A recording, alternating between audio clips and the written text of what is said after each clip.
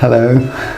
Today I wanted to talk about some workarounds and tips and fixes that I haven't seen in other videos from YouTube that I really wanted to share, because I think that they could help someone that has bought or that will buy the EP133 KO2.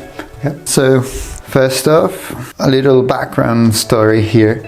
When I got this machine, I thought that it could have the ability to have 9 songs to play with at the same time, like in the same device, because it had 9 projects, which seemed like plenty enough coming from the KO2, which could just only store maybe like a couple of so-called full tracks or full songs. But now that I'm exploring the EP133 more and more, I encountered the issue that I'm not having enough space to really take advantage of the full potential of having such many pattern slots, and to not have to empty the machine just weeks before the purchase. So I found a workaround for that allows you to have as much as 9 songs per project, which would be a total of 81 songs on one single device. So how do you achieve that, right? By dividing projects. So from 1 to 10, that would be 1 song, right? And then from 11 to 20, that would be another song, and so on and so forth. And I think that's plenty enough for me to have like the bridge and the chorus and the whatever else that I may need, and even more than that. Now, taking a look at the organization of the groups, I would say that the group A is the most difficult to get a workaround for that. But I think that having like a layout of 3 kicks, 3 snares, 3 hi-hats and maybe 3 percussion would benefit this.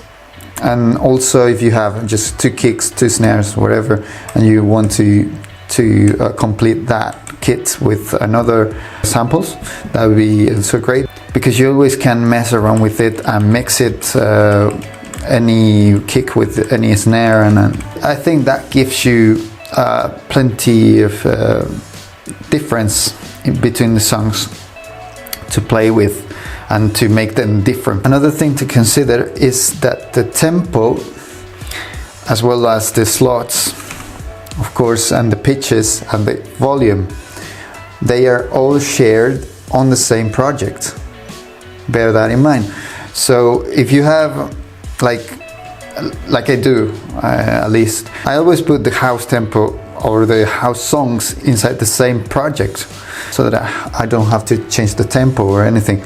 And if you change the pitches, make sure that they go back again when you play the other song, because if not, that will change the song that you wrote before.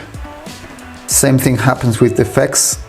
You don't have the ability to change it from one track to another, but what you can do is automate this from the effects that you already have here labeled on the top, so that will remain on the pattern and not change later on.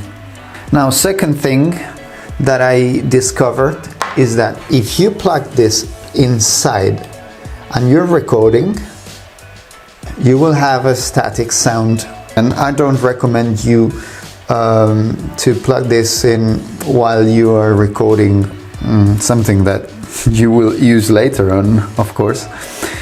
So yeah, bear that in mind as well. And the last thing that I wanted to mention is the punching effects.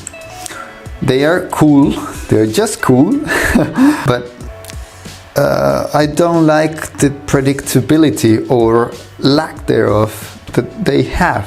For example, they are synced with the tempo of the song, but they are not always in sync at the same time that you press the button.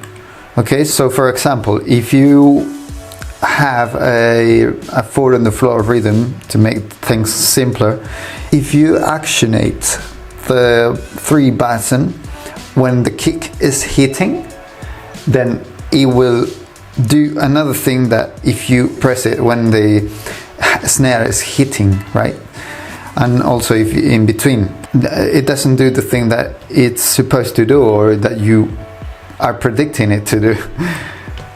Also, there are some buttons like the dot that it's really totally unpredictable and random. I like that, but sometimes that's too much. Just